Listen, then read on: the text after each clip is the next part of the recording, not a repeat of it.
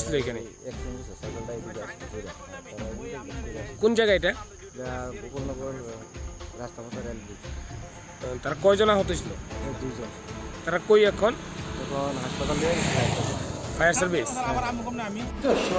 সকালবেলা আমরা একটা কল পাইছি। কয়টার দিকে আনুমানিক? আনুমানিক 5:30। হ্যাঁ, রেল ব্রিজের এখানে গাড়ি বাড়িতে গেছে গাড়ি বাইকের। আপনারা কতজন লাইন হসপিটাল পৌঁছাইছেন? 2 জন। কিরকম আহত হয়েছে? হ্যাঁ, ইনজুর হয়েছে।